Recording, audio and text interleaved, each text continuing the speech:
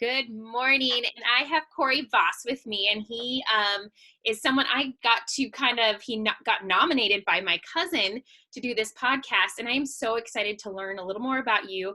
So if you mind, tell us a little bit about you, a little bit about your baseball background as well. Yeah, so I'm from Pueblo, Colorado. For those of you guys that don't know, Pueblo, Colorado is 2 hours south of Denver, southern Colorado. I played baseball for 4 years in college. Got drafted out of high school by the Rockies. I actually went to 4 different schools in 4 years. I think that's actually a really, really important part of knowing my baseball experience. I graduated in 4 years after going to 4 different schools, so that's probably my biggest accomplishment. But yeah, I was a Division I, freshman All-American. Got drafted again later on in college by the Nationals. Played in the Cape Cod Baseball League, top 300 players in the country. So I actually played Division I baseball, junior college baseball, NAIA baseball. That's where I met Guy and everybody in Lewiston. So yeah, been all over the globe, Alaska to the Cape, and learned a lot of things and played baseball at a very high level. Was extremely successful. Currently, I moved back to my hometown, and we do not have any indoor baseball, and in Colorado, as you can imagine, that's extremely important. So, it was hard for me to come home and visit my family without an indoor baseball facility to train at. So a big goal of mine was to, give these kids something that I never had. So about 6 months ago, I'd say we opened up a brand new state-of-the-art indoor baseball facility called the Pueblo Baseball Mill. And that actually opened in January. So that's what I've been doing for the last 6 months. So that's awesome. Yeah, I was kind of looking through your social media and stuff, and that's really cool. I know you've made an impact on Guy and many kids like that. So I know that's super important to have role models and something sport outlets. But how has the quarantine and the stay-at-home order affected you in, obviously 6 months? It's not that long ago. So how's that affected what you're doing? Yeah, so pre-quarantine, I originally started my business in somebody's backyard. He had a cage in his backyard. I was doing like individual lessons there, ended up, getting together with a group of kids, outgrew that place. We have an old meat packing plant here in Pueblo. A guy had 2 cages down there. So I, was down there for a little while. Finally in January, breakthrough, build my own facility. We have 3 cages, a bullpen, play wall area. It was awesome, and here I am, 24 years old, just started my own business, super excited about it. We were seeing over 200 kids a week. I mean, it was incredible. It was more than anything I could have ever asked for, and January, February, March, and then at the end of March, we get shut down, brand new business. So obviously this whole coronavirus quarantine has been, terrible to say the least, especially for, business owners or people like myself, not being able to work with these kids. Obviously not making money is a terrible situation. But for me, we were making such great headway with these kids, especially these high school kids, these high school seniors. This was their last opportunity to get a college scholarship, play their senior year. So, it was an absolutely terrible situation. So, if you know anything about me, obviously I'm not a negative guy. So I look at everything in the positive. And, when this first hit, it actually was an opportunity for me to do something that I had the idea to do, but I didn't really have the confidence to do it. So I'm at home, nobody can go anywhere. And so I actually got in the facility. I made like 30 some videos, instructional videos, and I've been, kind of revamped my Instagram page. And so yeah, that was kind of, my first positive out of this whole quarantine thing was actually having the confidence to get on and share some of my knowledge. Instagram, social media is king when it comes to baseball instruction. So, and then the second thing that it's allowed us to do is, in this last month, we've been going outside. They finally let us go outside with 10 kids or so. And, being outside has really showed me that I like to win baseball games. I think when you're when you're in a facility, you're talking about hitting, you're talking about throwing, but like winning a game or the, you know, the details that go into a baseball game don't really show up in a facility. So being outside, teaching these kids how to run bases, teaching them how to, you know, have proper catch play. So that has actually sparked an idea that I'm going to, you know, put together a fall baseball team. That's when you get recruited in high school baseball is in the fall. And we're going to travel the country. We're going to go to Arizona, Texas, Utah, New Mexico.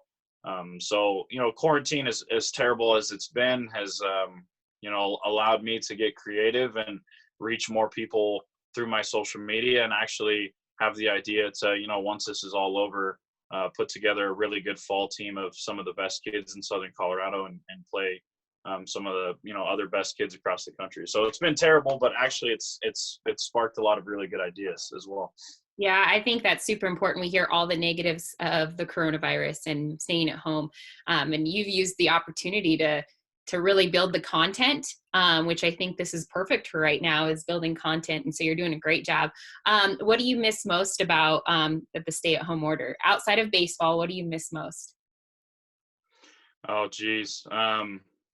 You know, baseball for me has always just kind of been a vehicle, you know. I mean, I love baseball. I loved hitting home runs and all that cool stuff. But at the end of the day, you know, it's just the ability to touch somebody's life and give them the confidence maybe that they didn't have on their own. And so, you know, just a distinct memory off the top of my head is, you know, we're in the facility and I kicked these kids' butts, you know, and it was a tough day and they're sweating long hours and this kid comes up to me. Everybody left. It was like, you know, 10:15 at night or something. And this kid's like, hey, look, you know, you really changed my life. You know, I made the baseball team. I didn't think I was gonna make the baseball team. Like he was a freshman in high school, never, you know, wasn't a star player or anything, and kind of like broke down, you know. I hugged him. And so I think moments like that are like really what I miss, you know, outside of baseball, just being with the guys, being with the kids every day, seeing the look on their face when they, you know, their hard work finally pays off.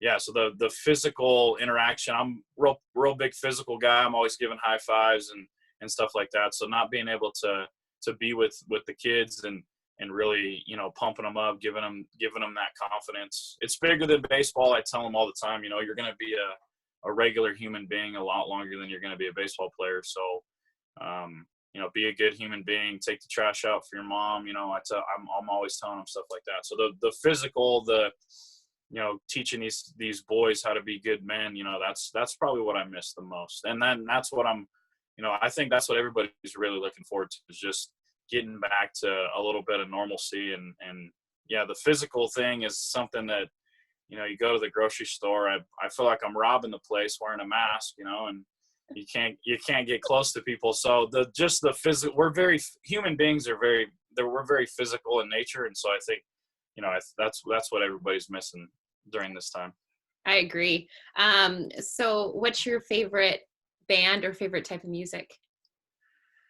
Oh, geez. I grew up on like Van Halen, Def Leppard. My dad was like super into rock. So, you know, that definitely has a place in my heart. But if I had to like pinpoint, you know, music that I'm listening to daily, it's, you know, Mac Miller's my guy. When I was in middle school, Mac Miller was coming up. He was young like us, you know, and so he was somebody that I was very drawn to. And then recently I listened to a lot of Russ. Russ is like I don't know, he's not really a rapper. He has some really unique music, and he actually came out with a book. You know, I love to read, and he came out with a book, and that book really made me like him even more. So, yeah, it's kind of like, you know, chill music. I was never like a big pump up guy when I played, so I just wanted to kind of relax. And so, yeah, Mac Miller, Russ, music like that. I'm a huge country fan. I lived in Texas for a year, so my music is kind of all over the place. But those are my two guys, my two go-tos for sure. Awesome. And favorite restaurant? Well, I guess favorite food. I wouldn't know your restaurants in your town, but yeah, your go-to restaurant.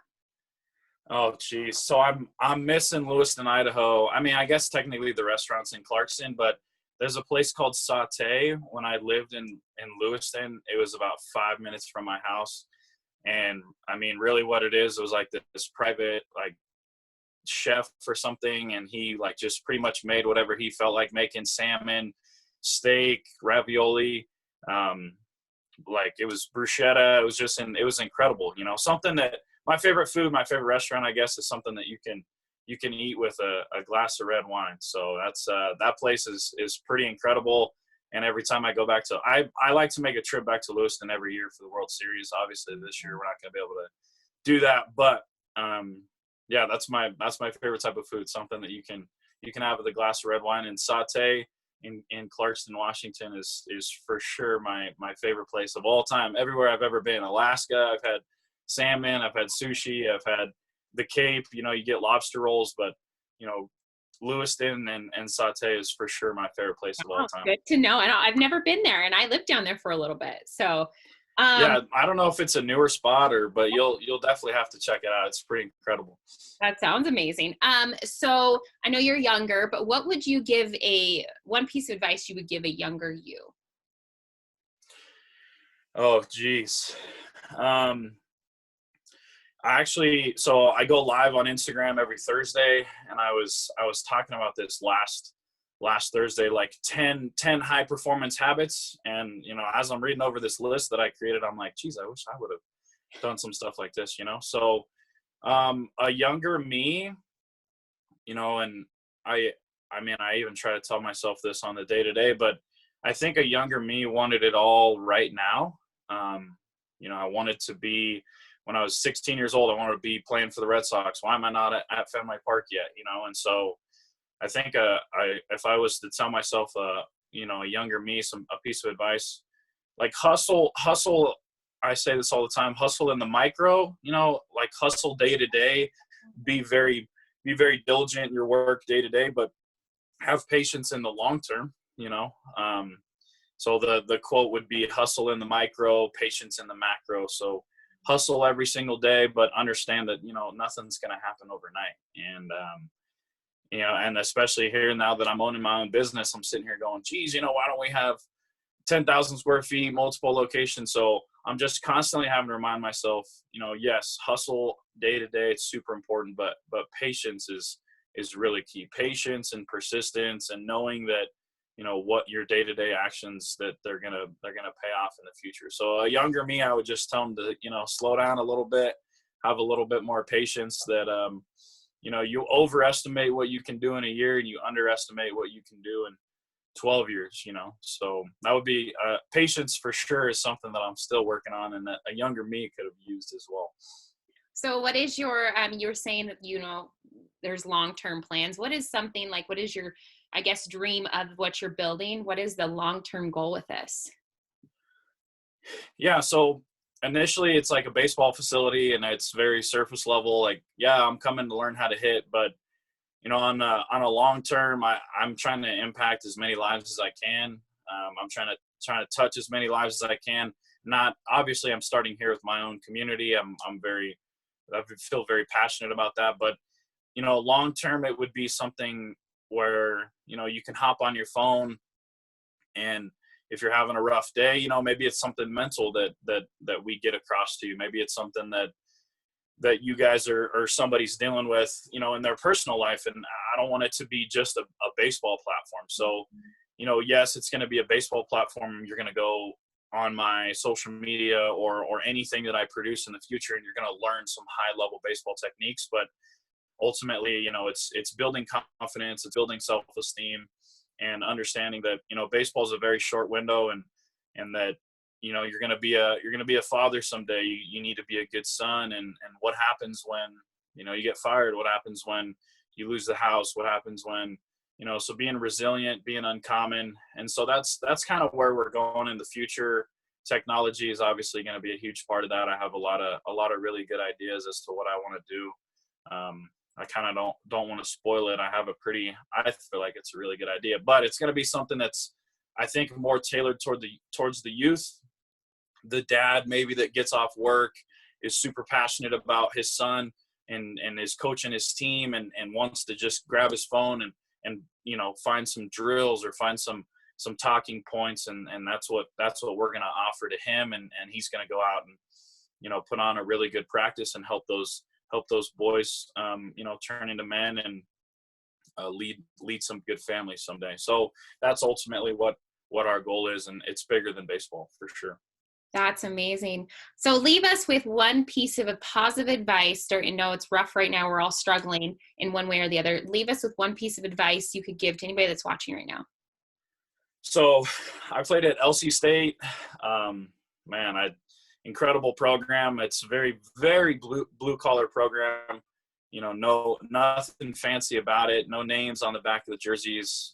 We had one jersey. We spray painted our cleats black. I mean, it was intense. And we showed up there every single day, and we got our butts kicked, running 5 miles, practicing early in the mornings, practicing late at nights, traveling 20-hour bus rides, getting out, having to play 4 games, getting back on the bus. It was something different than I had ever experienced before. And I think when I got to LC State, I was 210 pounds. And then I weighed myself by accident or something midway through the year. I was 185 pounds. I was in the best shape of my life. It was incredible. And after every practice, Jeremiah Robbins, our head coach, he said, continue the fight. And we'd never break it down like warriors or anything. He would just say, all right, continue the fight. We'll see you guys tomorrow. And, that was something I'd lay in bed at night and be like, yeah, man, continue the fight. No matter what is going on, no matter what crazy thing he's going to put us through, we're just going to continue the fight. And really that's all we can do. And that's what I'm doing here. There's a bunch of negatives. My business is shut down. We're not able to meet with anybody, but we're just going to continue the fight. So, if anybody's listening, if anybody's going through some hard times, that would be my message, is just to continue the fight. Oh, that's perfect. Thank you so much for taking time today. And I'll tag him in here if you want to reach out to him, have any questions about baseball and connect. So thank you again, and have a great day. Yeah, thank you so much for having me on. I appreciate it. Of course.